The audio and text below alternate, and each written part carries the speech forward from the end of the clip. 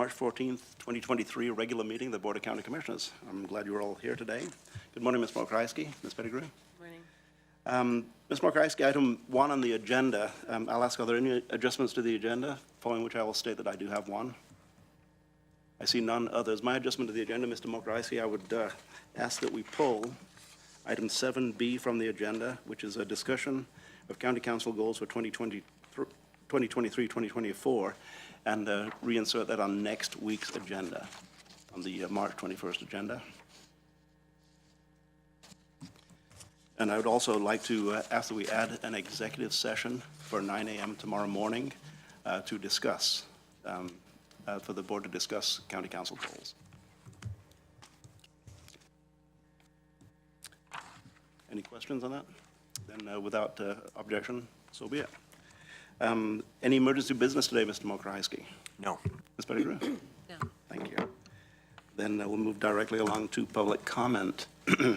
We have people signed up for public comment in 2 different ways. One is online and one is present in Harris Hall. We'll entertain comments from those present in Harris Hall first before the folks online. You'll have 3 minutes to speak. When you once you step to the mic and begin speaking, the 3 minutes will start, and you'll see a clock on the wall indicating your 3 minutes. You'll receive an oral warning at 30 seconds. You'll hear 30 seconds. That'll give you 30 seconds to summarize. At 3 minutes, I will state thank you, at which time I'd ask you to conclude your testimony and allow the next person to step forward. So if you choose to deliver written testimony, please do that at any time to the Board of County Commissioners, and it will be placed in the record at the appropriate time. So with that, today in Harris Hall, we have Charlene Kaler, who will be followed by Nolan Scheid, excuse me. And Ms. Kaler, if you would step to the mic as soon as you begin talking, identify yourself for the record, and you will have 3 minutes. Thank you. Good morning, Chair Farr and Commissioners. I'm Charles C. Kaler, President of the League of Women Voters of Lane County, located at 1075 Washington Street in Eugene. And I speak for the League and want to address on the topic of reconsidering the work of the Independent Redistricting Committee, the IRC. First, let me say that the League is a grassroots, nonpartisan, political organization. And in this instance, we did not support any version of the redistricted maps, but rather the process. As presented in our written statement, we believe the map and the processes created by the IRC were as thorough and transparent as possible and can serve as a model for the future of Lane County as well as other counties in the state.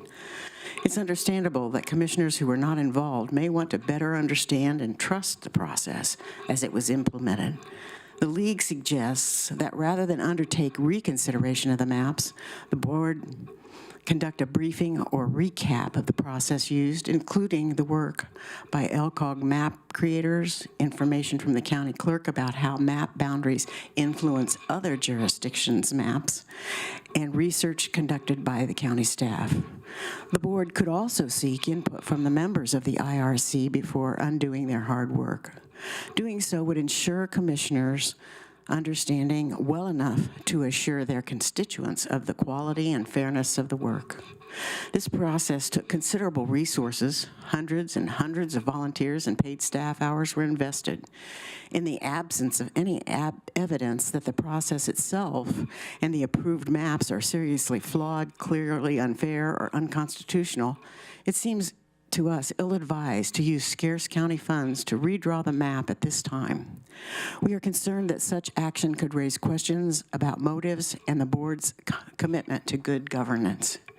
Further, the League encourages the board to continue work toward a charter amendment adopting the process used for the current map. Like any construction, the cost will certainly be more if it's put off. Thank you for your time and attention, as well as your dedicated service to Lane County. Thank you, Ms. Kaler. Next up is Nolan Scheid, who will be followed by Lisa Fragala.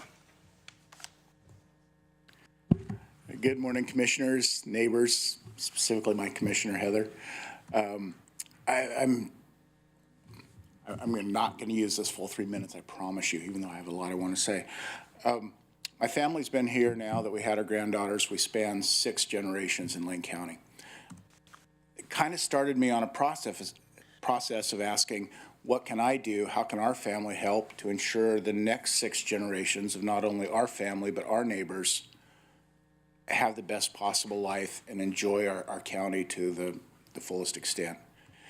As I've been thinking through this process, the one thing I keep coming back to is how we've decided to manage our governance, how we work together, even when we have different points of view.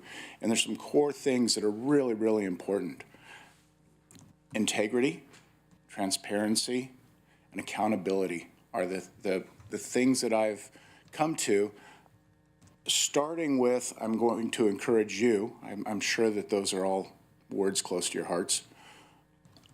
And letting it flow through the rest of the people that work in the Lane County organization. But specifically, when you adopt that as management and hold others accountable to the same standards, our whole county is lifted up, because we can look at our neighbors and we can know that we're all working together and we've all got common bonds, and it's not this political thing that is messing so many things up. Specifically, at the core of that, election integrity. I really want to help. I'm offering my services. Heather, I'll be meeting with you personally, I hope to see how I can help with, perhaps it's a resolution from the commissioners stating specifically for the people in our election department and how it's run, that we have integrity and accountability, and that they've followed every single rule, start to finish, that we've all decided on, that nothing's left out, nothing's forgotten about, nothing's, oh, we didn't do that this time, but we'll get to it next time. That's really important to me. And if you could help me with that, Heather, I hope to be visiting with you, and that's what I'd like to talk with you all about. Thank you. Thank you. Risa Fragala, followed by George Greer.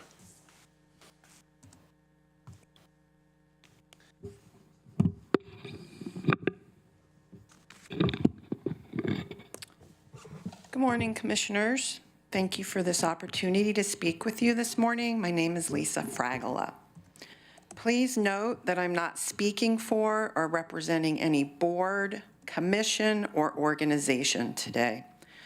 I am speaking solely as a proud resident of Lane County and the state of Oregon, who is deeply concerned about the intended actions of some commissioners.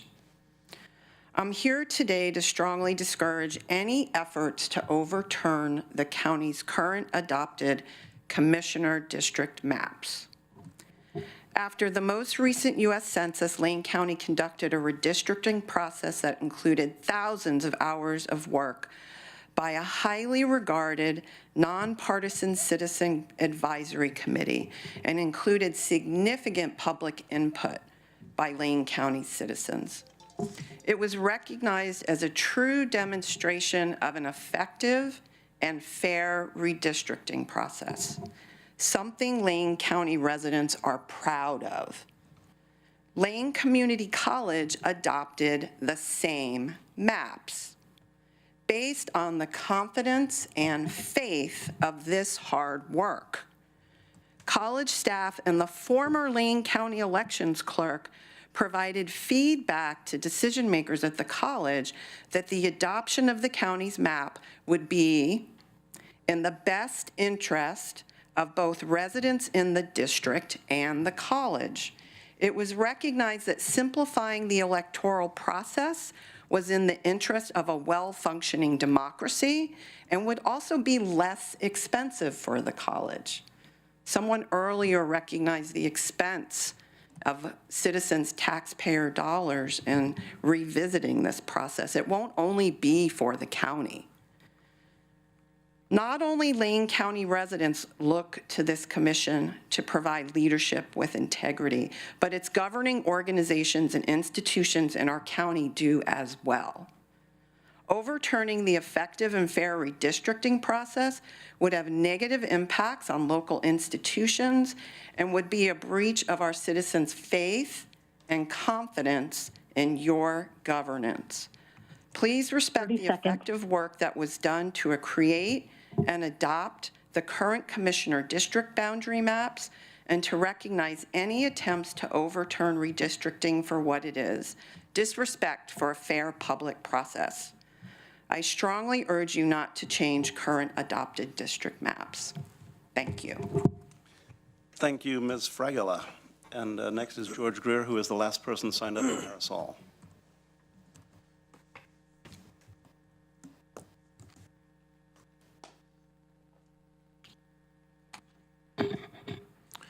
Good morning. My name is George Greer, and I've lived on 66th Street in Springfield for almost 50 years. This afternoon, you will consider overturning the recently adopted commissioners' districts. These were prepared by an independent redistricting committee authorized by the County Commission. I was a member of that committee. The IRC submitted 3 maps, J, R, and C, for consideration on November 9th, 2021. The board adopted map J on December 1st. The new boundaries went into effect in November of 2022. Since discussion of this matter has exclusively occurred in executive session, it is unclear what would justify taking such unprecedented action. The only clues are comments made at the January 10th board meeting. At that time, there were assertions made that nothing prohibits the board from reviewing districts more frequently than every 10 years, that there was controversy surrounding the new districts, and that District 2 unreasonably includes the Ferry Street Bridge area. First, the charter has no provision for a more frequent review. It clearly states not less than every 10 years. It has been 16 months since the new districts were adopted. 16 months is less than 10 years. The board is undertaking this action with no precedent and with a very rocky and potentially costly legal path ahead. Second, the adopted map J was consistently favored by the IRC. Ranking by the IRC resulted in map J receiving 10 first or second place votes. Map C received only 5. While some members may not have favored map J, there are no grounds for asserting that it was controversial. Third, the assertion that District 2's redrawn boundaries should be redone because they unreasonably include part of Eugene is unwarranted. While it does not presently include the Ferry Street Bridge, District 2 has historically included parts of Eugene since at least Peter DeFazio's first term as commissioner in 1982. Maps J and C follow this alternative. The inclusion of the Laurel Hill Valley reflects the school district boundary it shares with adjacent Glenwood. Staff has enumerated the potential costs of the county and the special districts that rely on these boundaries. They are considerable. A redo will undoubtedly trigger legal costs adding to these costs. It will be a heavy lift to justify these costs to taxpayers when there are so many other more pressing priorities. Citizens advisory committees like the IRC operate in good faith that a board that authorizes their actions will play by the rules. Taxpayers and voters expect their representatives to respect and adhere to those rules. So perhaps the biggest cost to the board and the county will be the loss of confidence in its ability to govern. We are at a dangerous crossroad where people's faith in our institution is being challenged. I would urge you to be cautious, as there is very little to be gained by this unprecedented venture and much to be lost. Thank you. Thank you, Mr. Greer. Mr. Greer was the final person signed up in Harris Hall. After online testimony, I'll ask if anyone else in Harris Hall wishes to address the Board of County Commissioners. Ms. Jones, do we have anyone signed up online? Thank you, Chair Farr. I do see that I have some people who have signed up to attend the meeting online. I'm not sure if they've signed up to give public testimony. So if you have signed up to present public testimony, please raise your virtual hand at this time, and I will call on you to begin your testimony for this meeting. I'll pause a moment to see if any hands are raised. And Chair Farr, I do not see anyone raising hands, so at this time I will return the meeting to you. Thank you, Ms. Jones. And at this point, I'll say anyone else in Harris Hall wishes to address the Board of County Commissioners this morning. Seeing nobody, this concludes the public comments for today, and we'll move directly along to Commissioners' response to public comments and or other issues and remonstrances. I'll look for a cue. Commissioner Buck. First, thank you for everybody that came in today to comment. I'm happy to meet with you. So just feel free to reach out to me anytime and we'll get together. Thank you for those that spoke regarding the redistricting process. I too oppose reviewing the redistricting process again, but that's later on our agenda, and I'll reserve my comments till then. If you're interested, you can watch later in the day, but it's also recorded, so you can watch it at your convenience later on. Thank you, Chair. Thank you, Commissioner. Further comments? I am seeing none, and I have none. Vice Chair? Thank you, Chair. Good morning, everyone. Thank you for taking time to come out and give your public comment. It's very much appreciated, particularly to Ms. Kaler, Ms. Fragala, and Mr. Greer for your comments about redistricting. And Mr. Scheid, I know you specifically asked Commissioner Buck, but I think I speak for all of us that we're all available and accessible anytime to talk about county matters. I just wanted to take a moment. I know we have a busy agenda, so I won't take long, but I was not here last week because I was in Washington, D.C. as part of what's called the United Front trip. This is a now 38-year-long partnership where multiple jurisdictions together go to Washington, D.C., working on a coordinated legislative agenda to talk about issues in our community. And I want to first and foremost appreciate this board and the chair for giving me the opportunity to attend again this year. It was the second time I got to go. And one of the best things about it this year was we actually spent as much time thanking our delegation and leadership in administrative offices for work that they have done on behalf of Lane County to lift up and provide funding for some critical services, but also to make some asks for future, what they're now calling community-initiated projects, formerly congressionally directed spending projects, formerly earmarks. But a lot of the work that we do is reliant on our partners at other levels of government. As some may know, about 60%, I'm looking to the administrator in case I have that wrong, about 60% of Lane County's funding comes from state and federal dollars that flow to us for specific projects. We had a chance to meet with leadership from the EPA to talk about our new project that we're hoping to launch at the landfill to do better with our managing our waste stream and methane capture. We got to talk with Department of Transportation, with the governor's office in federal affairs in DC, with the USDA, about food and nutrition programs, with the Forest Service, about the effects of wildfire on our district and what we can do to mitigate and reduce impacts in the future. And then, of course, we got to meet with our delegation, and it was just a thrill to meet with our new Congresswoman. As much as we miss the incredible service of Congressman DeFazio, it was great to meet with Congresswoman Hoyle and Senators Wyden and Merkley, and just, again, appreciation to this board and to the great staff here at Lane County. We do good work, and that's why our federal government trusts and believes in us and is willing to continue to support us to lift up multiple projects in the community. And I'll just end for folks who are interested, the partnership, the other governments, it's Lane County, it's the cities of Eugene and Springfield, it's Lane Transit District, and then Springfield Public Schools and the Willamette Lane Parks and Rec District. So we touch on issues of infrastructure and transportation, education, parks, public health and public safety, issues of city and county concerned together. It's a very exciting trip, and I'm really was so proud to represent all of you in this organization in DC. Thank you. Thank you, Commissioner. Further discussion? I am seeing none. Then I do have a couple of things. I'll mention, and thank you for the trip to D.C. that you took. Typically, the chair of the board from the previous year goes, and I asked Commissioner Trieger for 2 years in a row to go to the Washington, D.C. trip. And I think that 2 years in a row is pretty good because you get to continue with relationships that you built a year before and continue to build during the year, which made it the most effective trip to Washington, D.C. By all accounts and by all reports. It was the most effective trip. Thank you. Second, Ms. Mark, I don't talk about this very often, but I was not born in America, you know. I had to raise my hand and swear an oath to be an American.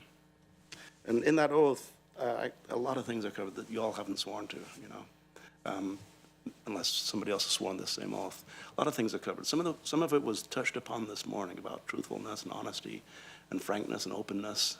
It's alluded to in the oath of naturalization is what it's called. I also swore to bear arms for the United States. I would guess that not many people in this room have ever done that.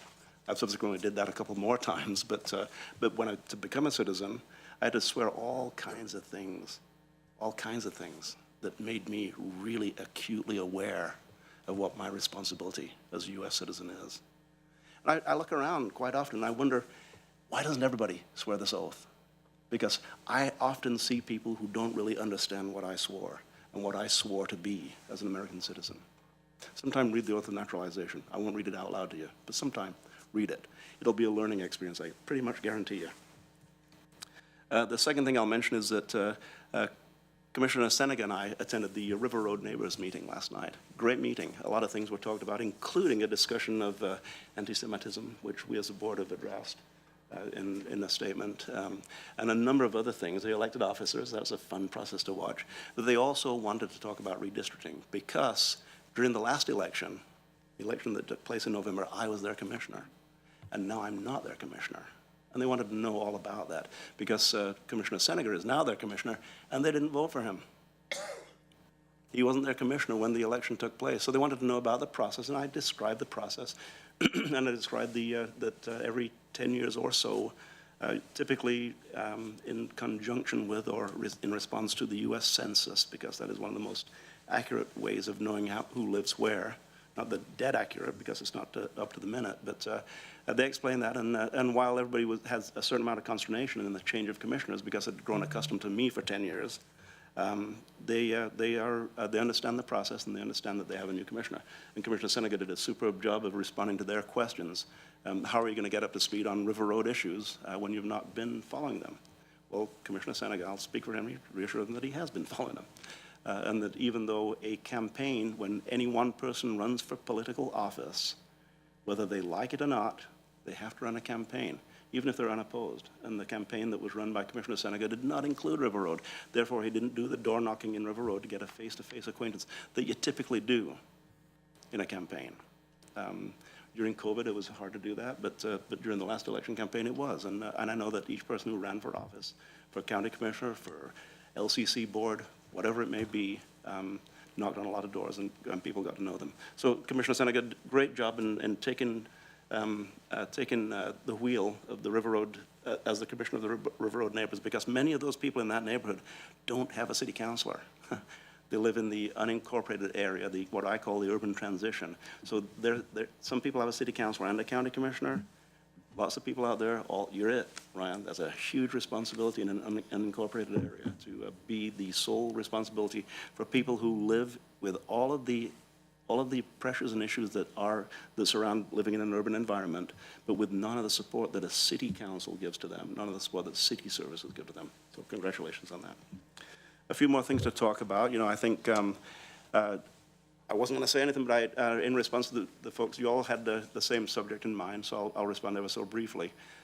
For every testimony that we receive, I know you understand that there's equal and opposite testimony for the testimony that you receive, and that as a Board of County Commissioners, while you have the mic, we listen to all people who talk to us. And so the discussion goes far beyond what happens when 4 people present testimony in Harris Hall.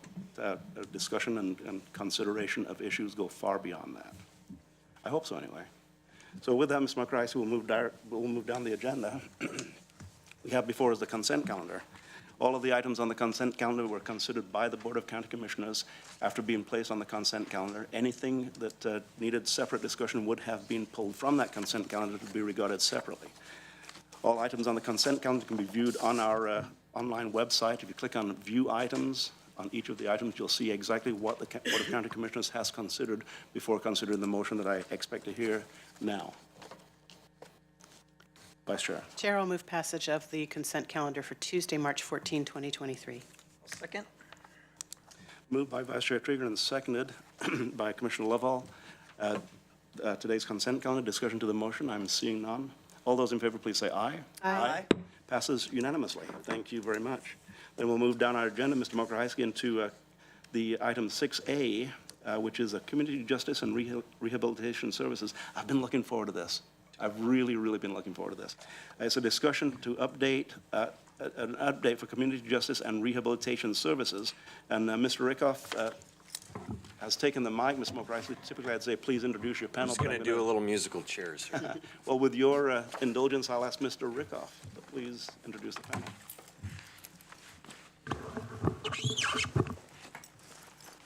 I can hardly contain myself, seriously. I visited the building out, well, we'll talk more about this. Chair Farr, Commissioners, thank you so very much. We can hardly contain ourselves. We're really pleased to be here in front of you today, and it looks like our slide deck is up. Please note that this is meant to be a discussion item, and as such, please consider questions, comments, observations as we go, and as the chair prefers. So we bring to you the creation of the first department in anyone's memory here at the county. We are now 8 months old, and so we are learning lots, and we still have a good ways to go. Let me introduce my panel very quickly. And Greg, I'll say in my memory, we have dissolution of departments or consolidation of departments. This is a first. Chair Farr, that is so true. This is really a unique opportunity that we're here with. Let me first start at the end with Kelly Barlow. 18 years of county experience, mostly in central services. Please know that she took a lateral position to come join this new department. She was intrigued by the mission, the opportunity to start something from the ground up, and we are greatly appreciative of having her 18 years of wisdom join the team. I also have with me Donovan Dumeier, the Parole and Probation Manager, as well as Star Felty, the Youth Services Manager. These are extraordinarily talented, and I'm going to use the word visionary leaders. They've been engaged in reinventing the work of their divisions, advancing evidence-based practices to help justice-involved clients to extricate themselves from the criminal justice system. If we are doing our work well, we are breaking dependencies of all sorts, including specifically dependencies on government programs and services. Our job is to get individuals uninvolved in the criminal justice system, and these two are exceptional leaders. We've challenged each other in these 25 minutes of presentation. It's going to be hard for us to keep it within that time, but we're going to try very hard, and please know it's our enthusiasm and the depth of these issues. Undoubtedly, there will be opportunities for follow-up as you come to visit us. Please take a moment to look at these two mission statements. I'm going to ask Star and Donovan to talk about these very quickly.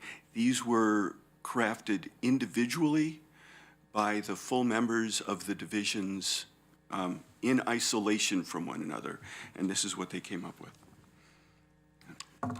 Good morning. So with adult parole and probation, our mission really is to improve the quality of life in Lane County by effectively responding to risk and promoting positive change. This was a part of our brand that we established in 2013, and it was really with the start of me as the new manager. And what's so special about our brand, our mission, is that it wasn't just a new leader coming to a division and saying, hey, this is what we're going to do, hence this day forward.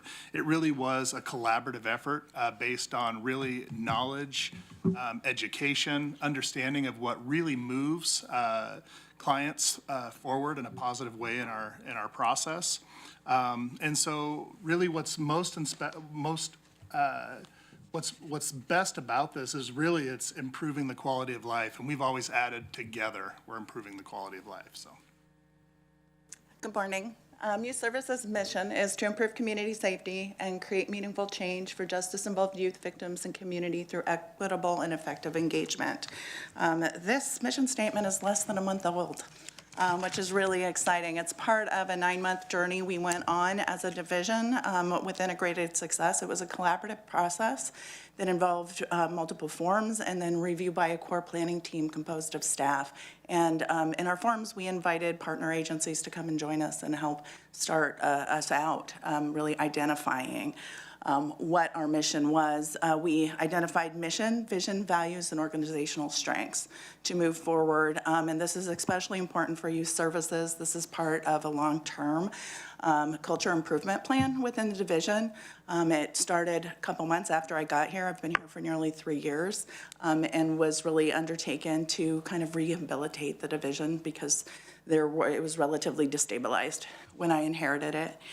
Part of that destabilization was because of mission drift. Because we do so many different types of business, there was a lot of confusion about what Youth Services does and why. So this has been a really core process to getting us back on track and is reflective of how the staff feel about the work they do. So it's really empowering. Okay, the reasons for creating the department. Both divisions were outliers in their former departments, and that I don't want to take any credit away from Health and Human Services or Operations. They certainly served as faithful homes for those divisions, but the truth of the matter is the rest of the department didn't do any kind of work approximating what these two divisions do. And that's really had the opportunity to change. As you know, I am an interim director. My role really is to facilitate the work of the leadership to help this emerge. We're really focusing on establishing strong leadership and enhancing that support. There's great synergy between the two divisions, and there's crossover in client population and family. We'll get into that in a little bit. There's also similar impacts. The experiences that these juvenile counselors or these parole officers or these group workers have really are similar. So there's a need both in terms of onboarding, recruitment, selection, retention, advancement, and support of these individuals. This gives us the opportunity to do that. I'm going to talk very quickly about the structure. Please note that the family mediation is still part of this program. It's really the one element that was within Youth Services that does not necessarily focus on justice-involved clients. There are some mediation components to the work, actually on both sides, but the services are so much more than that. So I've made the decision to have that be a direct report to the director. We do have the fiscal and administrative unit in parole and probation. But let's talk for a moment about Youth Services and its complexity. So I wrote this down and I'm going to read it because I was worried I was going to take up all the time if I wasn't a little more succinct. In Lane County, Youth Services is the county's juvenile department and much more.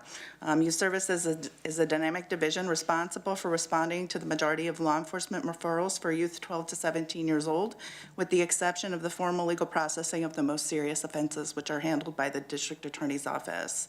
Youth Services operates 24/7, has approximately 70 staff, 6 program service units, and housed in 3 separate buildings on the Cerbo Youth campus. We only handle cases when youth are appropriate to remain at the community level. Oregon Youth Authority handles what would be equivalent to a parole level of service in the juvenile realm. Program units at Youth Services include administration. We oversee planning, management, policy, legislative concerns, reports, continuous quality improvement and data, grant administration, informal systems and security oversights, hiring, recruitment, volunteers, interns, operations, and accounting. Community Supervision Services, our supervision unit, manages the case processing of the majority of youth legal referrals and provides a full continuum of community supervision services. This includes pre-adjudicatory case processing, pretrial services, court reports, diversion-level interventions, probation services. For county-level justice-involved youth, and there are approximately 500 youth a year who are referred to us. The unit also provides risk and need assessment services, victim advocacy, division reception, records management, and expungements. We provide detention services as well. The unit oversees a 16-bed detention facility, lodging youth, including youth held on adult criminal charges, and includes the administration of a medical services clinic for youth in detention and Phoenix. Treatment Services, that's our Phoenix program. It's a 16-bed behavioral residential level treatment program for youth at risk for escalating further into the juvenile justice system. We also provide educational and vocational services. There's Martin Luther King Education Center. It's a collaboration between the division and Lane Education Service District. We provide 3 educational programs. We provide the MLK Alternative School for Justice-Involved Community Youth, including horticulture and culinary arts vocational programs. A separate program for youth in detention, which is called JDEP, or Juvenile Detention Education Program, and then the Education for Youth in the Residential Program, which is the Long-Term Care and Treatment Program. This unit also oversees community services and restitution crews. We also have a nutrition services unit, which is a federally licensed national school lunch program, Oregon licensed school nutrition program, and it operates at a professional level kitchen environment and houses both the MLK Culinary Arts School vocational program and catering services. Wow. Thank you. I missed that, sorry. Go ahead to the next. What do you do on Tuesday? So with our first year focus, with 8 months under our belt, a lot of our focus has been on stabilization. Please note that as the time this department was coming into creation, there was new leadership in Health and Human Services, and almost the entirety of the finance administration function within Health and Human Services had retired or left. So there was not a lot of ability to track grants, track how the work was administrated. So we've really found ourselves doing some pretty significant administrative finance, forensic work on the finances. With the stabilization, we've really focused on being able to continue all of the work within the divisions effectively as we continue to recover from COVID and the challenges of these quarantines and the great impact it's had on our staff. So we focus mostly on the back of house work, the administrative work, the creation of the new administration and functional divisions. We've also focused on the mission clarity. As Star mentioned, that the mission statement for youth services is a month old. So building that core infrastructure has been a critical element. Let's move right along. A portion of today, I know this request for us to come before you extended from your tour and review of the jail, Lane County Adult Corrections, and the question was asked at that time, we inspect the jail. What about inspecting youth services? So we're here today in part to answer that. We wanted to capture what we've learned in this. Please know that this is a lean launch. We tasked both Star and Donovan with building out what they saw as an optimal program. We were unable to financially afford that optimal program. So we have started very carefully with each position being significantly considered, and you'll hear later on that perhaps we launched this a little too lean.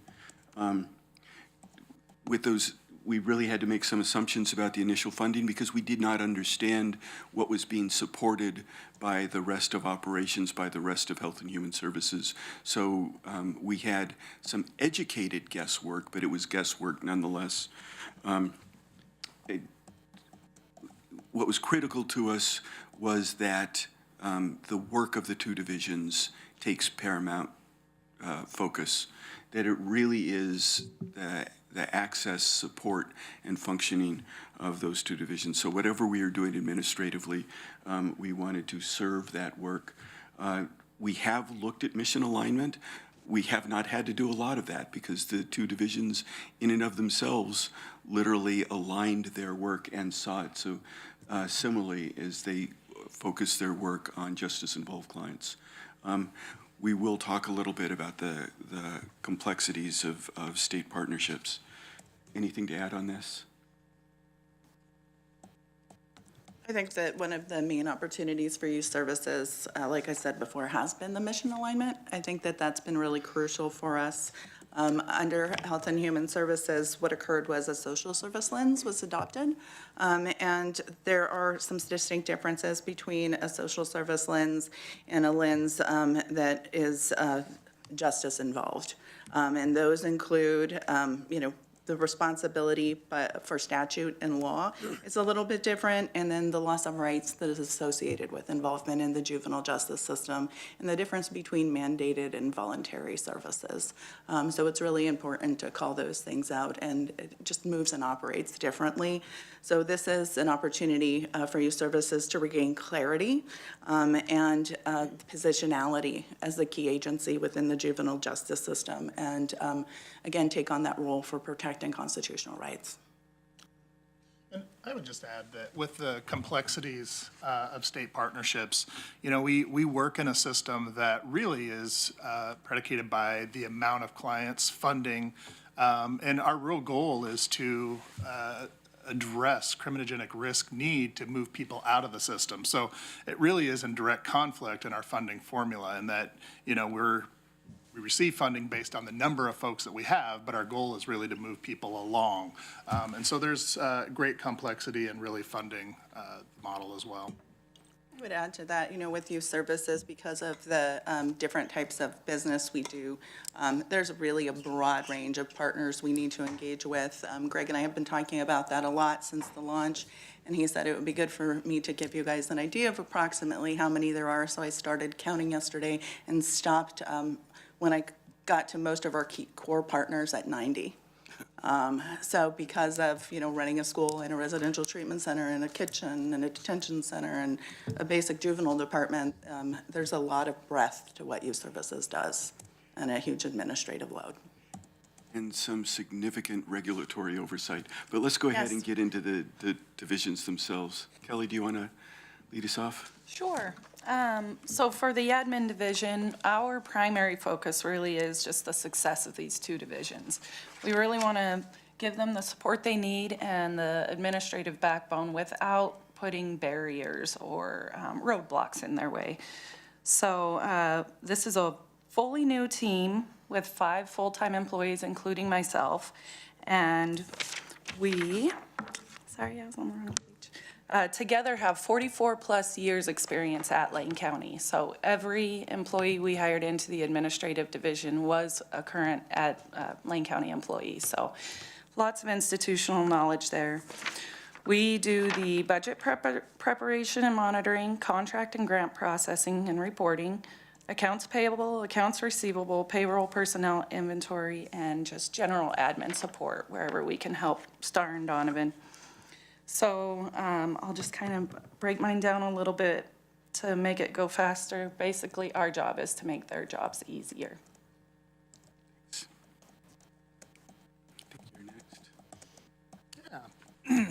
Parole and probation, we have really identified drug decriminalization, Measure 110.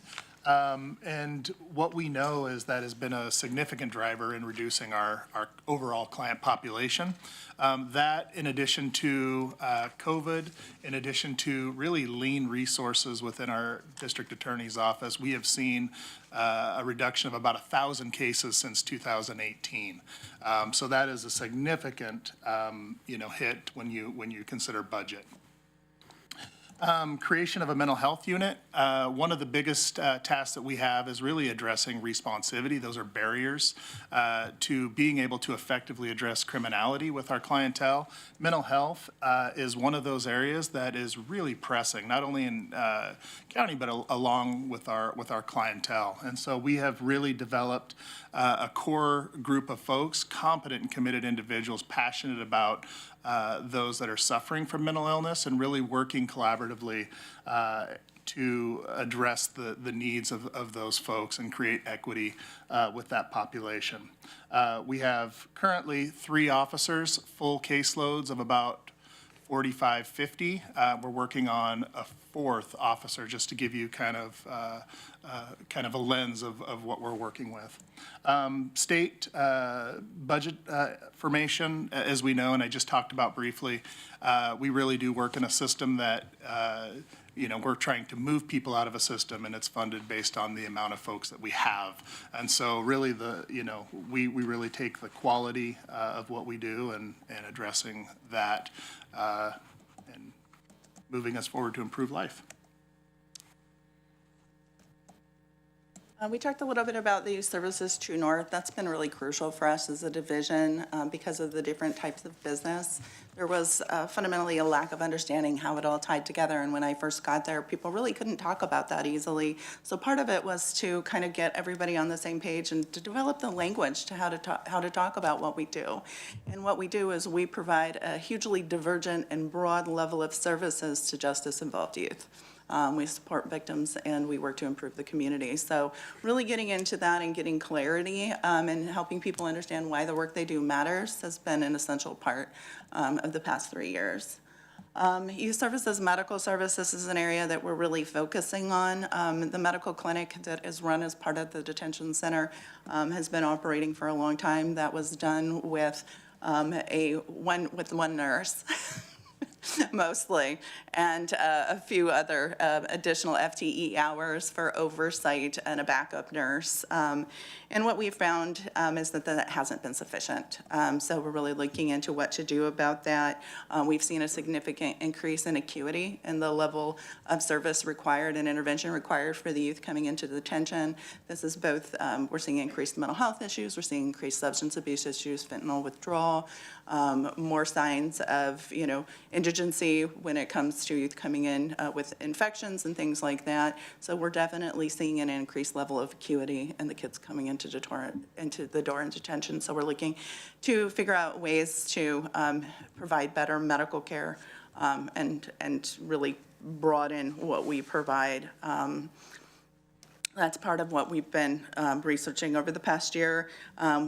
As I said, we really do a lot of complex and divergent types of business.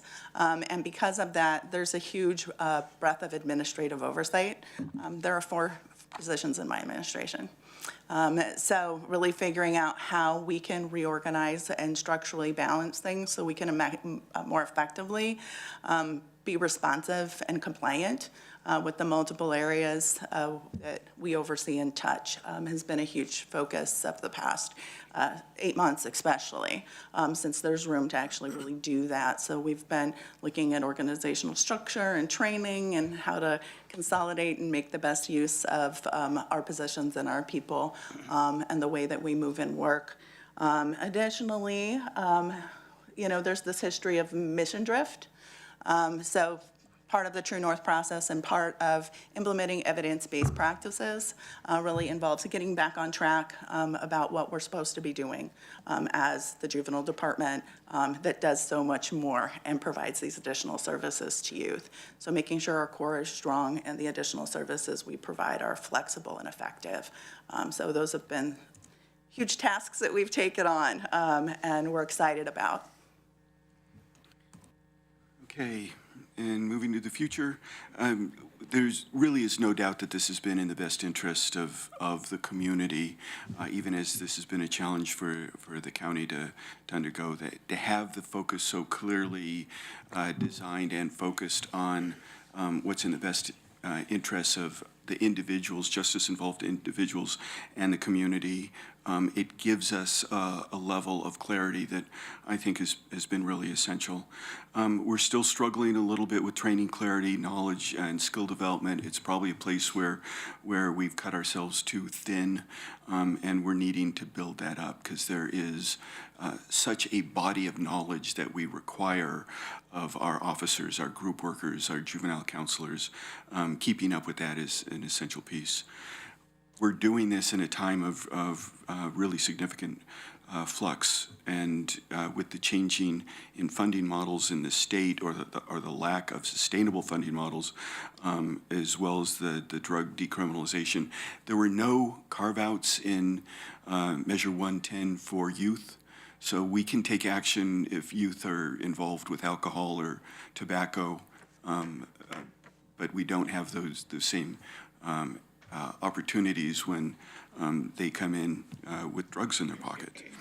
The mental health issues and challenges are just continuing to grow. We have our first qualified mental health professional on the adult parole and probation side. We're looking at having individuals get their QMHP on the youth side as well. It's a critical piece. I do want to say the division crossover of individuals, seeing people realign, having juvenile counselors become parole officers, having a parole officer become a supervisor in youth services side. It's done exactly what we hoped for with inspiring individuals to engage in their careers, find opportunities, find fit. It's really been reassuring. Peer support program, we've had one on the adult P&P side for a while. We've created that peer support for the youth services side, and as they continue to lose young people to fentanyl deaths or car accidents, or when they have the impact in their life of a young person that they have worked so long and so hard to save, when they die, we have to have the tools to help folks process that in the workplace. And we've not had that. So the creation of a peer support program, I think, has been essential in youth services. We're doing a lot with Outward Mindset. We're doing a lot with the International Public Safety Leadership and Ethics Institute, which is a leadership institute that adult P&P has used for some time, and has really used it as a tool to grow that next generation of leaders and to create culture. We're just starting that work with youth services side. If we do this well, I think one of the most exciting things for me is freeing up more of Donovan and Starr's time to be state leaders. The state needs Lane County, and they need the vision of these two individuals. And as we get our house in order, they can lift their heads up from the details of the work and really help be those strategic partners that the state needs. So that, to me, is one of the exciting elements that we have here. I know we've missed a lot. I know we've zipped through this very quickly, but at this point, Chair Farr, I'd like to turn it back over to you for questions or thoughts. And I will turn it over to the board for a cue to ask questions. I have a series of them. I'm going to wait to see if they're asked first before I ask them. But a couple of things that I'm going to state. One thing that really stood out, you put up both of your mission statements, which you worked on independently and separately. They kind of say the same thing. I think everybody noticed that. There were two words in common in the two mission statements. I looked for common words, and improving change. Both mission statements included those two words, and to me that really struck a serious note, because the next thing you talked about was your job, Kelly, is to make other people's work easy.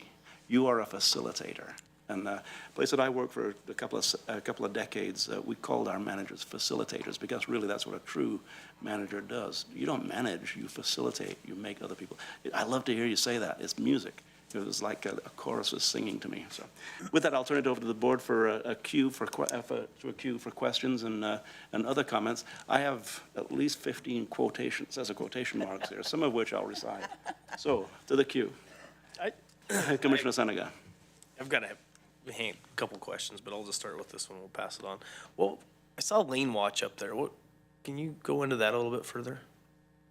You had Lane Watch up on this slide. What does that mean? I don't remember that. I don't think we do.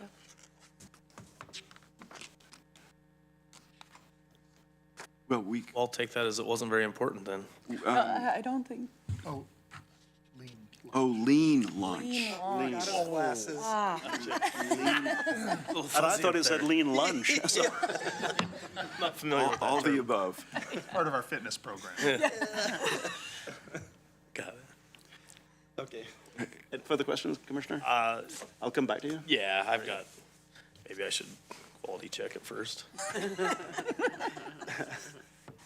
Then looking to the queue, Commissioner Lovall. Yeah, thank you. You guys, I get a warm feeling about all of you, and I've toured the facility with Greg and Star, and I've got nothing but great things to say about how you guys run that staff. It was positive. People were there to be to work. They were committed. You could tell they weren't begrudgingly coming to work, and I think that's a culture that the two of you really instill in there, and Kelly, you as well. I think it's, you know, it's just good on all of you. I want to thank you personally for your excellence and your agility and for staying on purpose. I think that's something that you guys aspire to do, and you do that well without even articulating that. So I just wanted to put that out, that you are excellent. You do stay agile, and you stay on purpose. You said that in your mission statement, or in the discussion to that our job is to get individuals uninvolved in justice system. And I stuck on that word because in order to get the people that you serve, humans that you care about, uninvolved in justice, you need to be overly involved as human beings. And so that's something that I just want to bring out, that in order for us as a county to really serve the youth of our community, we need people like you to be involved on that intimate level. And that's a tough job. And I so appreciate the fact too that you're also thinking about caring for your own people, about when things don't go like you planned, which, you know, that's life. And you actually care for the people that you're employing and to retain them and make them stronger. And that to me speaks volumes about who you are as people. You said that for the youth, you want to create meaningful change. And in doing so, I know that what you're doing is you're helping them not only just to look to themselves of how they can change, but you're also bringing them into a sense of accountability to how they affect the victims and how they affect the community as a whole, either positively or negatively. And I think the way that you're doing that gets people that maybe are on a wrong path to really look at maybe a different path of how they can be positively influenced in the community. And so good on you for that. So I just got a lot of good things to say. A couple of questions, though, that I have is that where you said that there's that kind of clash between mandated and voluntary services when we're talking about mental health. And, you know, that's a flag I'm going to fly for the next number of years, is just how we as a county and as a group are going to affect that. Because as a loving father who, like I said, lost a son, everybody knows that by now, is that the struggle that I had was trying to advocate for my loved one when that loved one was there making their own medical decisions without a solid frame of reference to make good ones. And so I'm hoping that maybe in this mission statement and as you progress further, is that we can also collaborate on a way that loved ones can advocate for their loved ones, even if it's involuntary for a certain degree, so we can get them to a point of making better decisions. So I'm not sure if that involves a comment or if that's a question, but I'm hoping that's in your wheelhouse. Absolutely. And in fact, family, marital, those are direct criminogenic risk factors for folks. We need pro-social family involvement. And so that's something we take very serious. And, you know, the time on community supervision, both adult, youth, is a limited time. And so really, it's the anchors, the staples in the community, the folks that are there in the long term that need to be a part of that recovery model. And so that's one area that we spend a lot of time and a lot of energy building and rebuilding those bridges that are often broke through time. Yeah, the criminogenic risk factors for youth and adults are very similar in many ways, and we do see the youth who do not effectively rehabilitate at the juvenile level graduate into the adult system. So providing opportunities for family engagement, pro-social engagement, the development of the skills that are necessary to desist with criminogenics and move forward is important and crucial to preventing situations to get to the point where people pass away, where people die. And so that's really what we're focused on. You know, I worked in New Jersey during the height of the opiate epidemic, and, you know, we had a weekend where we had 13 people die, and I don't want to see that happen in Lane County. I don't want to see that in my community now. And, you know, it's been really great and helpful to have the ability to really dig into these issues and talk and have Donovan as a thought partner and to work with Greg and work with Kelly, because, you know, we do a like type of business, and having this department has created the ability to really collaborate and come together on it, and it's been fantastic. So, Great. Well, I have one final question on the mental health side. You'd mentioned, as everybody knows, mental health's kind of unraveling and getting out of a lot of our control, and we want to control it, but so far we haven't. But I just kind of want to know if there's something on the purview that the question I had is, what's new in this line of work? Is there any earth-shaking, out-of-the-box, groundbreaking stuff on the horizon that I can help you with to get us on more aligned with your purpose? Wow. That's amazing. So we, I think, in Lane County are really innovative, and that's been one of the great things about working with STAR is having a true thought partner and bouncing some of these ideas. And really, innovation, pushing that evidence-based envelope, we have really taken the charge with mental illness and those suffering from mental illness. And without addressing that, we're not able to really progress in any other area. In fact, we can't even conduct our validated risk assessments when somebody is in active psychosis or suffering. And so one of the things that we've really worked at is really building competence within our charge staff.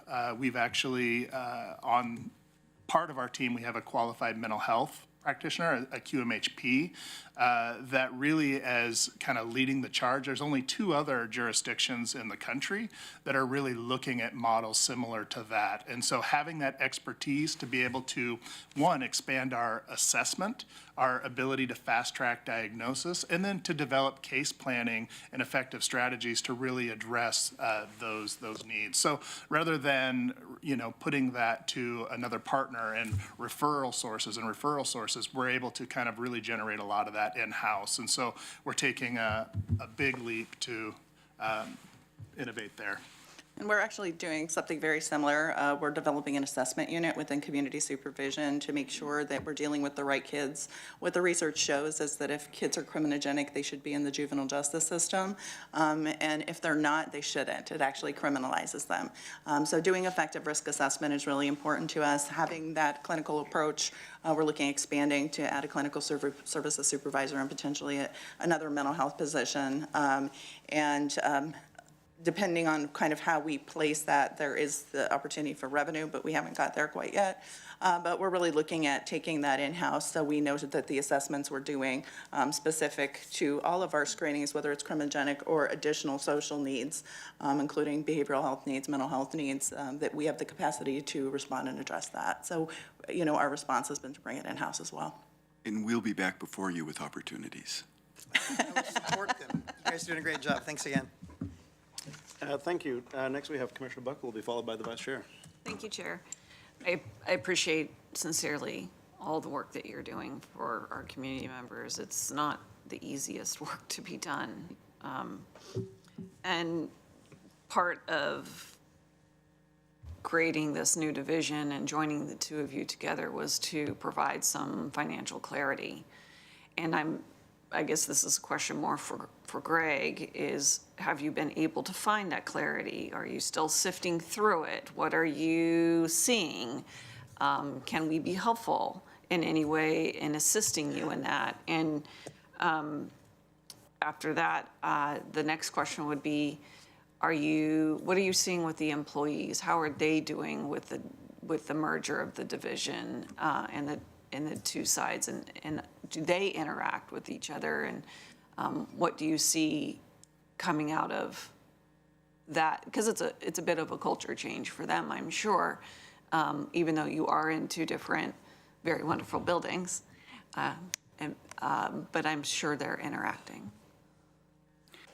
Just very quickly, Commissioner Buck, Chair Farr, I really appreciate the question. The clarity is emerging.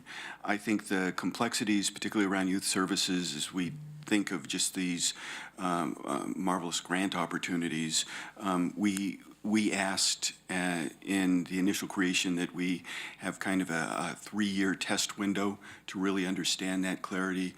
Christine Moody was kind enough to help us figure these things out. I think it's going to take us a little while longer to get that full clarity. And then, of course, we have the fiscal reality of the county's means that we're going to need to live within. So I would say it's emerging. It's not there yet. But let me turn it over to you two for the the rest of Commissioner Buck's question. Yeah, and so I think as it relates to, the kind of the emerging of our staff, I think one of the most impactful ways that I've seen this come about is through peer support. And it really is officer wellness. It's assisting our staff who both do incredible work and difficult work, as was mentioned. There's a great investment in that, and so we really have assisted in developing and youth services developing their peer support program to really support their folks and give them the tools that they need to be healthy for the long haul in this profession, not just for the moment. I agree. One of the things when I got to youth services staff were really looking for was a management and supervisor support, and there's just certain things that you don't want to talk to them about as a supervisor or manager, but you do want them to have the ability to access resources and support. Adult parole and probation has been great in supporting our development of our peer support team and really helping us get it off the ground. We're moving forward with it, and staff are really excited about it. It gives them an opportunity to have somebody else to talk about. This work is tough. It's associated with reduced life expectancy and with, familial problems and things like that. So, when you deal with trauma every day, there is an impact, and that's what we do, and we make the choice to do. And so, I have a lot of respect for my staff. I have a lot of respect for Donovan's staff. And their intentionality and the work they do. I think it's been great to see the crossover between the departments. We have a married couple, one who works in one unit, one who works in the other, and so that's fun to see that. We've had people who've moved back and forth, so we've been able to, gain the expertise and some of the stability from parole and probation, and they've been able to gain some really excited and invested staff from us, and so it's been good so far. We've probably had close to a dozen division moves, all staying within the department. So I would say individuals are really seeing this as an opportunity for growth and opportunity. Thank you. Thank you, Commissioner Buck. Vice Chair Trieger will be followed by, me. Thank you, Chair. Thank you so much for your work, for taking time out from the important work to come share it with us and sort of daylight, and we get to brag on you a little bit. And I think I have a couple of different areas I want to ask questions and make.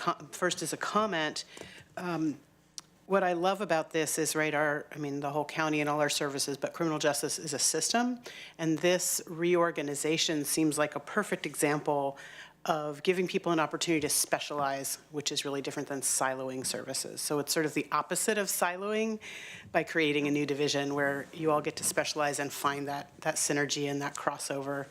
And so I'm guessing, but I want to hear from you, that one of the outcomes of this is perhaps over time a change in recidivism, a decrease in the number of folks we see moving from being youth criminal justice involved to being on Donovan's census. Can you talk a little bit? Is it too soon to talk about the impacts on recidivism or what we're seeing?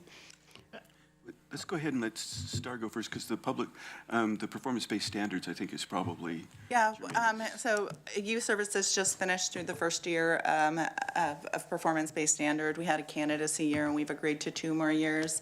What they are is they're an evidence-based, data-driven process improvement agency, and we're participating with them in 3 settings: our detention setting, our residential setting, and the reentry portion of the community supervision setting. And that's a really reentry/transition. If you're in education, it's called transition. If you're in criminal justice, it's called reentry. And that's the movement between different types of settings or different educational settings. So you can go from detention to residential to home, or you can go from one type of schooling to another, whether it's a detention setting or somewhere else. And so we're in the process of starting to really collect data at youth services. That wasn't something that was done. We relied on state statistics for a long time. And so we're looking at collecting our own statistics and really starting to measure if we're seeing recidivism, if we're seeing desistance. I think with evidence-based practices, there's a real opportunity for that in collaboration and training with Donovan and with other juvenile departments within the state. What you see when you do good evidence-based practice, there's a bunch of nice research that says if it's done right, for every dollar you invest, you get a $2.50 return in the community. And so it's really crucial that we do this work, well. And so that is what this has allowed us the opportunity to do is, like you said, specialize, which has been fantastic. Great. And the 500 number you named, Star, is that unduplicated? Is that 500 unique individuals? Yeah, 500 unique individuals. It's not referrals and it's not different charges. So it's 500 individuals approximately annually that we come into contact with and provide services with. Great, and that's a perfect entree to my other question for our education information and for anyone watching. Can you talk a little bit about what is the on-ramp to your services? How do folks enter the services that you provide? They have contact with law enforcement and we get a police report. So you have to violate the law to receive services with the juvenile department. So, it's part of the criminal justice system. Youth Services is, and we provide services specifically to justice-involved youth. So that leads me to my next question, which is, there's a distinction between having done something illegal and having an experience with law enforcement. And so that leads me to ask, with our work to launch our Behavioral Health Stabilization Center, where and how do you see that in the constellation of all things criminal justice, behavioral health, addiction services, and ultimately rehabilitation, recovery, and access to services? Where do you anticipate the operation of our Behavioral Health Stabilization Center impacting your work? I think, what's happened with some of the changes, the regulatory changes in residential settings, is that a lot of youth who are relatively acute end up in detention because the residential settings don't have the capacity to deal with them. Some of them because of criminogenic behaviors and some of them because of significant mental health issues. So it would be good to have the option to have the youth at least assessed and have it be determined if it's appropriate for them to be in a medical setting, which would better meet their needs versus being held in detention, where we do not have the resources necessary to treat them. And that's what they really need, and that's what it's going to be required for them to stabilize. Like Donovan said, it's really hard to get to anything else when somebody is not in a good place with their mental health. It's exceptionally challenging. Great, thank you. And then finally, I guess let me look at my notes to think about how I want to ask this. It's sort of, as Commissioner Buck mentioned, the fiscal impacts of the separation from county administration and Health and Human Services, and I hear you're still figuring that out. But I also heard, we operate under a reimbursement and funding format that we inherited. So are there opportunities for advocacy or things, again, as Commissioner Lowell said, that we can be doing to help support shifting to a more positive incentive-driven model, right? Because here we are, right? No good deed goes unpunished. We're sort of victims of our own success. But again, because it's all interconnected, right, we're seeing fewer adults in custody for longer periods of time in our jail, which is a good thing because of all the innovative ways that we're giving people opportunity to fulfill their sentences outside of the walls of that particular facility, which directly means, again, your census going up with fewer resources to serve them because we're doing the right thing.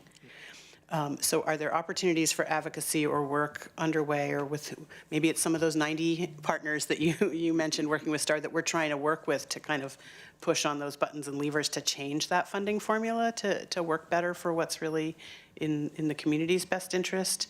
So that's a policy advocacy question. And the other one is work on needed adjustments to Measure 110 around youth involvement. Is there opportunity there? Well, I think certainly, we've got Alex, we've got folks in the legislature that are really working to identify funding and being able to kind of bring intersections together with law enforcement, with parole and probation, with Lane County behavioral health, with behavioral health systems across the state. I think that really what we need to do is be able to identify areas of kind of early intervention to the degree that we can. Right now, we work in a system, our district attorney's office is understaffed.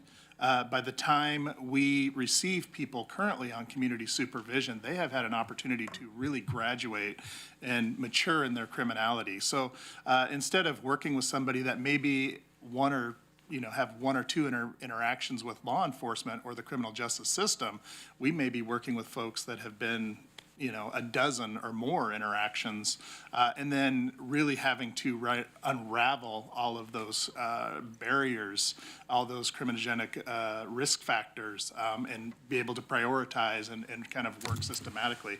And those criminality doesn't occur overnight. And so there's a lot of time, a lot of energy, a lot of resources that go into really reducing that. And I think certainly we focus on quality over quantity, and so we prioritize our limited resources to the highest risk individuals. That's just good, sound, evidence-based practices. Star wanted to get. Yeah, I mean, I agree with Donovan. I think, obviously the adult funding needs to be reviewed and adjusted. You're not going to get the results you want if that's the funding format you have. What we should be funding is success. So I do think that there's opportunities. I have watched that a little bit legislatively. Youth Services is obviously general fund funded mostly, so it's a little bit different for us than levy funded. But I do think that there's opportunities really at the state level to kind of change the approach and go with a more evidence-based model at the adult level. There have been a lot of conversations of the impacts of Measure 110 on youth. When alcohol or tobacco has a greater consequence than fentanyl, that's something to discuss when it comes to children and the impact on youth. So we're definitely seeing impacts. And I do think there should be carve-outs. I think it's unfortunate that that wasn't done. Great. Thank you very much. Thank you, Chair. Please aid in the passage of the levy renewal. That's 8 beds detention, that's 8 beds treatment. It's critical services on the youth side. Is that 8 beds in addition to the 16 you mentioned? No. It's the, Sorry, Greg. Sorry if I blooded that out, because I was really getting clarity on that. You could tell we're comfortable. Well, as I predicted, other commissioners are checking off my list. You're going to hear less from me when it comes to my turn. Commissioner Senega. Yeah, as this list, I had Measure 110 on there, and it seems the unintended consequences just keep showing up. And the more questions we ask, the more complexity we bring to this whole thing. So I'd just like to thank you guys for a great presentation. I haven't been able to do a tour yet. I would really enjoy that to really help understand how the program works and the system works. Seems to be a common thread with every presentation that stars in. We need more stars. So, we need more stars. We need more stars. You mentioned 3 officers at about between a 40 and 50 case workload. That seems like a heavy workload. I mean, Well, and that's on the light side, really. Really? Those are specialized caseloads where there is a lot of time, a lot of collaboration with sister partners. And I would say on average, we're about 65 clients to 1. And again, we prioritize to the highest risk. So those are really 60 to 65 high-risk individuals per our validated risk assessments. I was just kind of breaking it down how we are, our nurses and stuff, and it's, how many people you see a day, I mean, that's less than an hour a week per person. I mean, that's, okay, well, thanks a lot, I appreciate it. Thank you, Commissioner Senega. So I have very few questions because Commissioner Lovell talked about mental health. I had mental health written down 5 places in my notes. You already responded. There's far more to talk about there, but we won't go any deeper at this point. Commissioner Buck talked about the teamwork that is existing in the new department, in between the divisions of the department, facilitated by the administrative element of the department. So I won't go into that. Commissioner Trieger and Paul talked a little bit about Measure 110, about unintended consequences. I won't talk much about that other than to say that I've been, for the last 7 weeks, I've been a part of a Measure 110 work group in Salem that consists of, I'm one county commissioner there, but the room is full of people who are deeply involved in the systems to talk about how does the legislature enact enabling legislation during this session to make Measure 110 a more, I'm not going to say palatable, but a more practicable measure, because many of the elements of Measure 110 are something that we all applaud. But some of the unintended consequences that really nobody foresaw when they said yes to Measure 110, that's what we're dealing with at the local level. lots more on that. Then one thing that all commissioners talked about was something that you said, okay, if I say star, seems to be a good word to say. Youth graduate into the adult criminal justice system. And it seems that that's a lot of our work, isn't it? Is making sure that youth don't graduate into the criminal justice system. You heard it from all of us. And I think really creating a division there so that you never see the people that you see, that we're successful in making certain that youth receive the tools necessary to live productive lives that don't disrupt their neighbors and don't have social consequences, including the criminal justice system. We've all talked about recidivism. I won't go into much detail there, but regarding partners, Star, you said you stopped counting at 90. I stopped counting at 90. Yes. We can keep going from there, because there are a lot of partners in our community. And could you just talk about that just a little bit more, about who are your partners? Name a couple of them. And Sure, I can. And, just I can go from my list to talk about it. I think what's important to note is, because of the types of the broad range of business we do have a lot of partners we engage with, and we have a lot of administrative bodies we're overseen by. We engage with the Oregon Judicial Department, Oregon Department of Justice, State Police, Lane County Circuit Court, District Attorney's Office, Defense Consortium, all law enforcement agencies in Lane County, each juvenile department within the state. There are 35 other ones. Like I said, Oregon Youth Authority, every single school district, there are 16.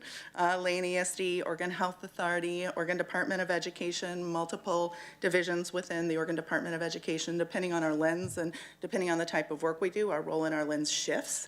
So it's not just one relationship, it's sometimes 3 relationships with one division or multiple relationships across multiple divisions, depending on what we're doing. The difference between like a medical center approach and then also what the BRS requires compared to, what's needed in a school or part of, the mental health piece. And so there's just lots of regulatory things.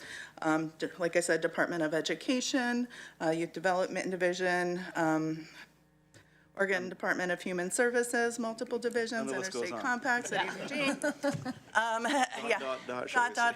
So that's, we kind of started talking about some of the regulatory complexities that are inherent with the current structure of youth services, which I think really benefits youth. So I'm obviously not advocating for something different, but the reality is because of the divergent types of work we do, it does increase the administrative bandwidth needed to manage all of these different types of services.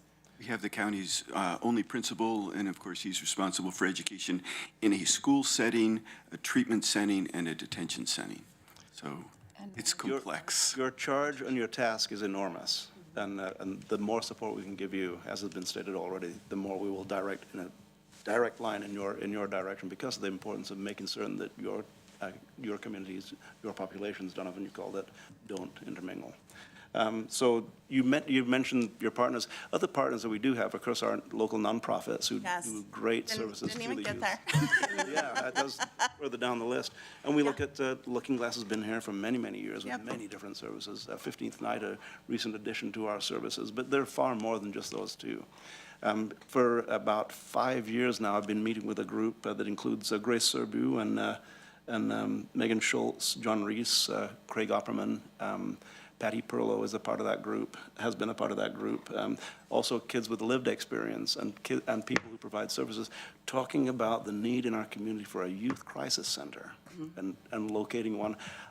I always have had in mind on Lane County property, where can we locate a youth? The discussion goes on and on and on, but youth who are in crisis, who historically have been taken into either the criminal justice system or entered into the criminal justice system through that portal, where can we take them? And let's talk about that, about what services do we need to add for youth that give us an option when sometimes it's a little bit of whether it be peer counseling or whether it be professional counseling or other issues, how can we do that? So yeah, early intervention and prevention is key. And I call it a youth crisis center. That's what I've always called it, a youth stabilization center, it may be called. But we have a tremendous need for that. So, not going to any greater depth there, but you mentioned this is an important element that you talked about, the lens that you look through. Yeah. when H&HS, when you were a part of Health and Human Services, the lens was a social services lens. We love it. Social services, I mean, that takes account of people's needs. But you needed to adjust the lens to include in at least a part a justice-involved lens. That's a tough transition, I think, because from a distance, never the twain shall meet. However, your job is to make the twain meet.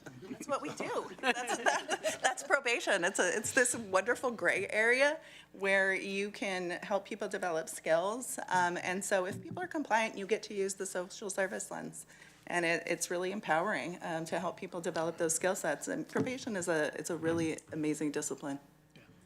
And I think the other piece is extrinsic and intrinsic really do work together. I mean, sometimes folks need reasons to change, but ultimately that change maximizes from within, right? And so if we can get people to believe that they can be successful and walk with them as a partner in that process, that's the most impactful way to do that. And a part of it is painting pictures and showing photos of success that has happened. We talk about using peers to show people how they did it.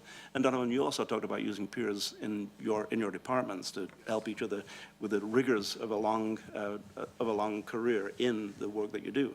Not easy work, but the peer counseling. So how important is that? We're getting close to the end of the time that we have allotted, but there's one more thing that was stated, and Greg Rickoff, you stated this. To become more efficient and more effective in our work so that Donovan and Starr can get involved more at the state level to show what's happening here in Lane County. And this is a quote, and this is the last thing I'm going to say before I say, Mr. Mokryski, what's next? The state needs Lane County. Yep. Okay. Well, thank you very much. Thank you. Thank you. Thank you for having us. 5 out of 5 would recommend. Star. Then we'll move along to item 7A. Mr. Mokryski, as we clear the room, which is our first order of the day in regular session. It's Order 2303-1404 in the matter of establishing the medical apprentice classification and correspondence pay grade. Another one I've been pretty excited about. Today's agenda so far has been pretty marvelous. And Mr. Mokryski, I'm going to ask if you would help by introducing your panel. Thank you, Chair. Yes, another exciting conversation here. That was a great conversation you just had about our new Community Justice and Rehabilitation Services Department. And this is another one, another great example of collaboration between county management and one of our bargaining units to try to address a really critical role and function in our organization that we have historically had and continue to have challenges with recruitment, retention, talent development in this area. So I'm going to turn it over to Myra and Janet here. Myra Fodor, our senior HR business partner, Janet Reedy, assistant director and CEO of our FQHCs in Health and Human Services, and then Jim Steiner, our AFSCME representative, is here with us as well. So who's going to take it? Myra? I got it. All right. Good morning, Chair Farr, Vice Chair Trieger, and Commissioners. As the Administrator said, I'm Myra Fodor, Senior HR Business Partner, and I support Health and Human Services. And happy to have Janet Reddy and Jim Steiner here as well today. We'd like to present you a board packet in the matter of establishing the Medical Assistant Apprentice classification and corresponding pay grade. And I'll review some details with you, and then Janet and Jim have some additional items to discuss as well. We also have Amy Franklin, our nurse manager, present today. She's the team member who will be responsible for day-to-day oversight of the apprenticeship program, and she may be able to answer some detailed questions if you have any of those. And Eve Gray, the Director of Health and Human Services, I believe is available virtually for questions as well. Health and Human Services has identified a need to recruit and train medical assistants. By developing a program through which individuals with an interest in a career in healthcare can apply and be selected to enter a program to receive asynchronous education regarding standards and protocols for medical assistance, while also working in our healthcare centers in a trainee role and under the guidance of a preceptor, is a new model for Lane County in which we are excited to grow and develop individuals into this much-needed classification. Following completion of education and training, the apprentices will test to become certified medical assistants. If successful, they will flex into the Medical Assistant 1 classification with the opportunity to become Medical Assistant 2s after 1 year of certified experience. This program will benefit our community health centers to meet their need for qualified, certified medical assistants, and will also provide new career paths for individuals. Ensuring we have medical assistants will allow the community health centers to create more patient access to provide much-needed medical services within our community. Human Resources recommends creating the job code for the medical assistant apprentice classification and adopting the proposed salary grade. Creating this new job code and associated pay grade will help ensure this apprentice classification accurately reflects the variation of responsibilities and duties required for the medical assistant apprentice position. Chair Farr, Vice Chair Trieger, and Commissioners, thank you for your review of this request. At this time, I will ask Jim Steiner from AFSCME to further discuss this program. Thank you very much. Good morning, Commissioners. First, I want to thank Eve Gray and her staff for the invitation, and also to the AFSCME local leadership for the opportunity to speak on their behalf and the union about our agreement with the county for the Medical Assistant Apprenticeship Program. I also need to thank Andy Friedman, who couldn't make it here today. He is the United We Heal Trust Director for his role in making this program possible here in Lane County. United We Heal Trust is a joint labor management partnership with equal decision-making by employers and union leaders. AFSCME is the lead sponsor for United We Heal. The U.S. Department of Labor has noted that this type of cooperative partnership offers benefits for employees, unions, and employers. Labor management partnerships can transform adversarial workplace relationships into collaborative relationships where both parties are committed to improving business operations and building employee loyalty. These cooperative agreements have the potential to enhance productivity, increase worker satisfaction, and strengthen collective bargaining agreements. With more workers seeking to organize and begin collective bargaining to improve their working conditions, businesses and employers should consider the benefits found in partnership with labor. This particular opportunity to train medical assistants is a great opportunity where union members will have the opportunities to advance their careers, the county will be better able to staff its health centers, and the county residents will have improved services through consistent staffing. This is a win-win for everyone. Now, the process of getting to an agreement on specifics around the apprenticeship was actually pretty straightforward, as we have apprenticeship standards that show how much training, how much hours, et cetera, for the candidate to be successful. But when we discuss impacts for current employees, it's where it usually gets a little bit more difficult.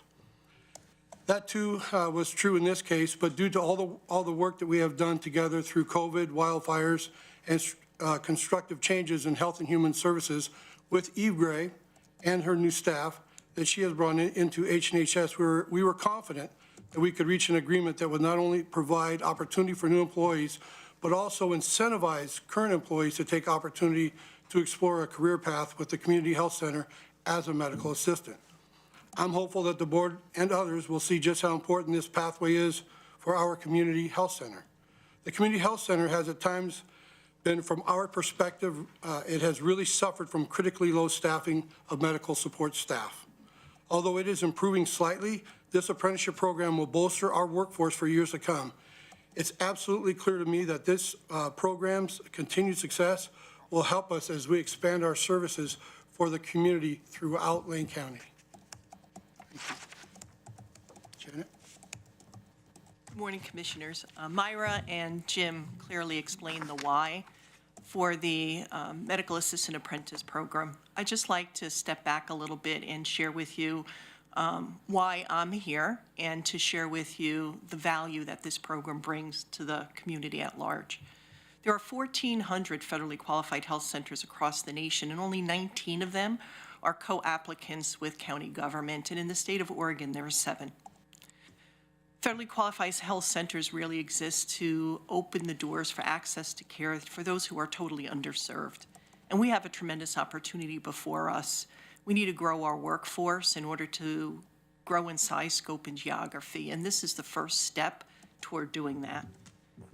It creates an opportunity for those in the community at large and those within county government who are interested in healthcare careers and interested in being certified medical assistants to have an opportunity to step forward and to do that work and to work in support of a great community health center.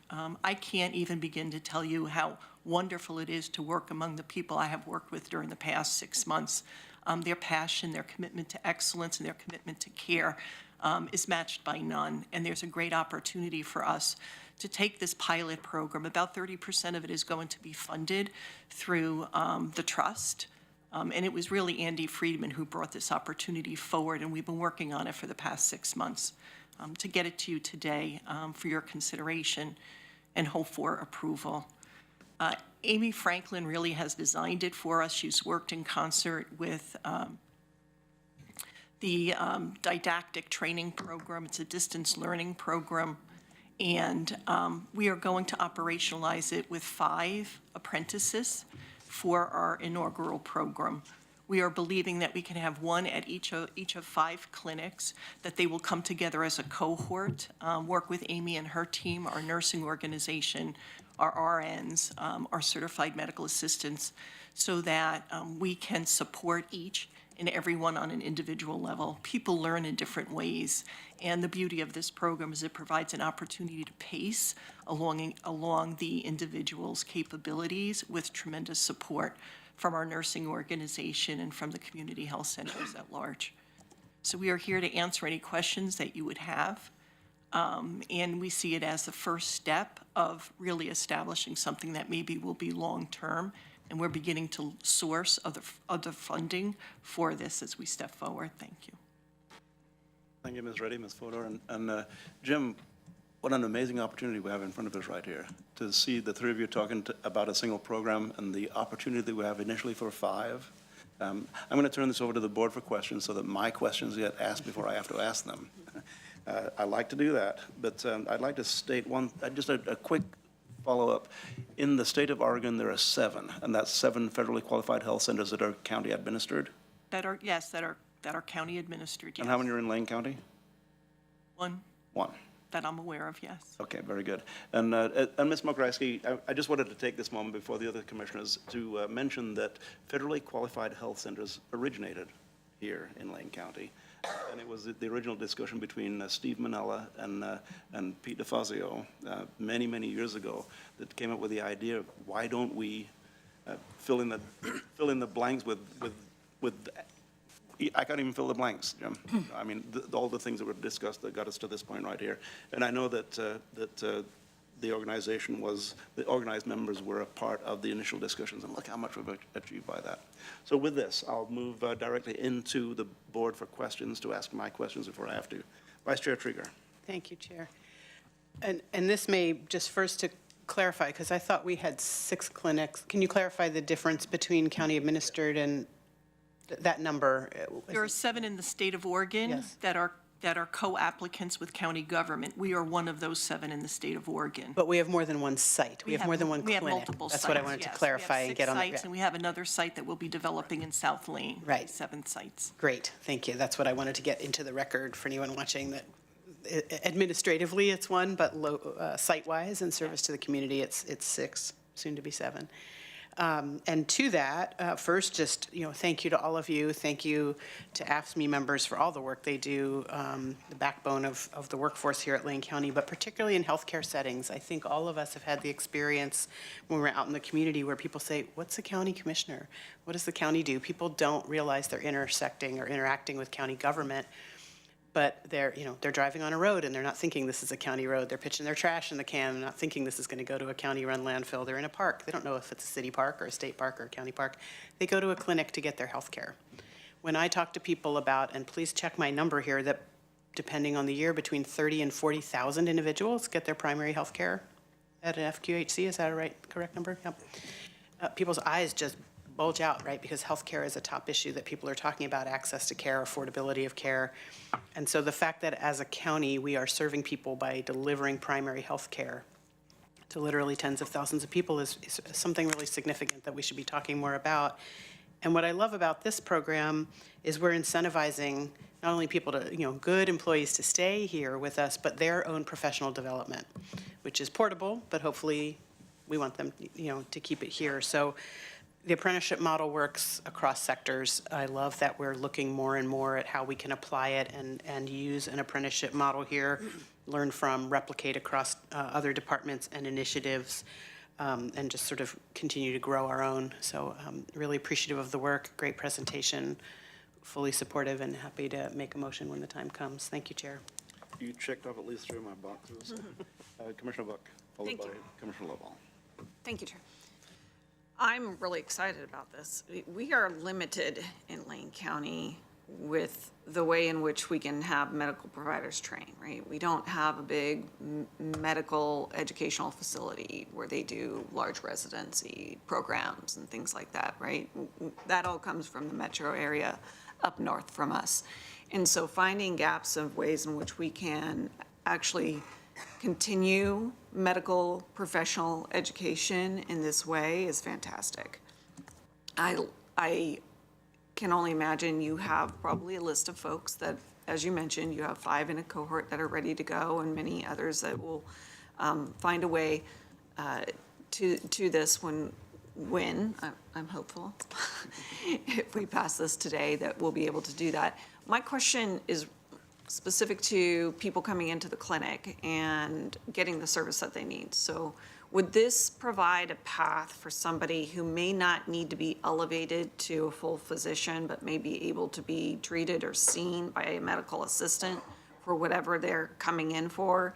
Does this alleviate some kind of workflow in that way? The Certified Medical Assistant Program is an entry-level position that supports direct patient care to the and the scope of work that they would do. It does involve medical record work. It involves direct patient care, blood pressures, temperatures, phlebotomy, drawing of blood, supporting direct patient care as well as indirect patient care and some case management activities. The goal really is to provide the direct caregivers the time they need to interact with the patient directly and have the medical assistant support that work. Great.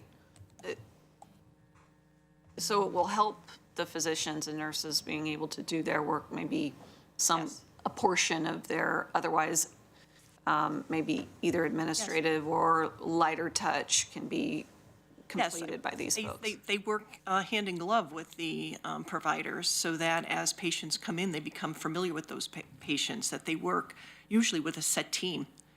So you come in, you work with your set team, you become familiar with the patients that you serve, you're able to do any follow-up work on behalf of the physician. Not direct clinical care, but all the supportive work. Very good. Thank you for that clarification. Commissioner Buck, I look at it as consider it workflow, right? The work is made easier so that the physician can, if we don't have enough support staff, we can't get somebody even in to see the physician for a half an hour on a 20-minute visit. This is instrumental for us to be able to improve that workflow, which will make our advanced placement providers able to do that, whether it's physicians, nurse practitioners, or physician's assistants. Thank you, Commissioner. 3 more boxes. Commissioner Lovall, followed by Commissioner Seneca. Thank you, Chair. Great work, great partnership, great idea. I love the fact that you guys are doing the OJT thing that we used to call in the Navy, that was on-the-job training. An aircraft carrier floats on the water, but it has to have people mop the decks as well as fly the jets off the top. And so having these entry-level positions that people can come into and help the workforce and, be interested in healthcare settings and not have to go to a school. I think the largest school we have here is the dental hygiene school at LCC. If I'm not mistaken, that's the one that puts out most of the more medical workers within our community. And as you know, there's only 32 teeth in the mouth, so you can only do so much with that. So I appreciate this program very much, and I wish you all the success and support it. Thank you, Commissioner. Commissioner Seneca. Yeah. Jim Steiner, I think feels like just yesterday we were negotiating work boot allowance for utility workers. 12 years later, here we are on apprenticeship programs. How long is the apprenticeship? Did I miss that? Apprenticeship is 24 weeks Oh, wow. a year, yeah. 1,040 hours of training. And the way it works is there are modules, and it's asynchronous learning, so an individual can progress at their own pace. That is why we're pulling everyone together as one cohort, so that they can support each other under Amy Franklin's leadership as our lead nurse for the clinics. And she will assign, over the course of time, one apprentice per site with nursing support and with medical assistant support. So we will really have a nice wraparound service. And our expectation is that all of the 5 will be successful and that they will sit for the certification exam and they will pass it. So then as we add our 7th site, then we'll have 6 apprentices? Right now, we have 8 vacancies. So There's 8. currently 8 medical assistant vacancies. We do have 4 individuals who have expressed interest in joining us. So that would leave 4 vacancies, but whether people join or they leave the organization happens over the course of time. We have not yet begun to staff the South Lane Clinic, and we will need additional medical assistants for that site. This is just really focused on our day-to-day current operations. Once we stand up this program and we demonstrate the success, we will like to expand it and constantly have a cohort coming through so that we can grow our own, so to speak. Right. Well, I know it's tough to recruit and retain people in this industry, so I hope this helps. Thank you, Commissioner. Then I do a couple of things remaining, mostly just hurrahs and bravos. But regarding the certification that the students receive or that the staff receive, is the same certification that is available through other sources, such as I have here Purdue Global or the online training, but other, nationally, Yes. where people have to go reside in order to go through the program. This is a national healthcare certification, and when someone has earned it, it's portable. They could take it with them if they leave the organization. So what we are looking to do is to have those who come into our training program commit to 2 years of employment with the county. We're looking for that expressed commitment. And I see that as part of the order that we'll be looking at today. Then a question that I have is regarding AAMA. My dangerous Googling brought up the American Association of Medical Assistants, which recognizes, I believe, according to this, would recognize this certificate. This is the nationally recognized certificate that people receive. And that people could, after the 2 years, they can go to work anywhere. Now, we hope they stay here. Of course we do. But really, we're certifying people with a professional certificate that gives them something to put in their pocket or wear on their lapel when they go places. Wow, that's pretty amazing. More of it. This is a start for 5 apprentices. This is the type of thing, Steve Mokrajski, you talked about, I think, as long as 8 years ago. How do we bring people through our system in ways that help them to enhance their career and hopefully stay in their career here at Lane County, but really to give people more reasons to enjoy and feel productive in their work at Lane County. A quick aside on that, I wish we could do more. For instance, I wish our local hospitals had a residency program. Because by certifying people in the organization or in the community where they ultimately will work or where they live, ultimately they have the best chance of staying in that community and using those professional services in work. And that's an uphill battle for us every single day, is attracting and bringing and retaining professionals who do the difficult work that requires a certificate. Sometimes it doesn't, but sometimes it does. So bravo, outstanding. This is one of the best things I've heard, Mr. Mokrajski, since you called me when I was standing on National Airport and you said, I accept the job. This is one of the best things I've heard. So. Then Ms. Reddy, Ms. Fodor, Mr. Steiner, anything else you'd like to add? No, thank you. You've added plenty. And to the board, any further questions? I applaud to you. Thank you very much. Vice Chair. Oh, no, there is one little thing. Vice Chair. Little detail. Chair, I'd like to make a motion that we approve Order 23-03-14-04 in the matter of establishing the medical apprentice classification and corresponding pay grade. I think I have a motion most certainly by Vice Chair Trieger and seconded by Commissioner Buck. Okay, very good. Any discussion to the motion? I'm seeing no discussion. I'm going to call for the vote. All those in favor, please say aye. Aye. Passes unanimously. Bravo. I am happy. Thank you, Commissioners. Thank you.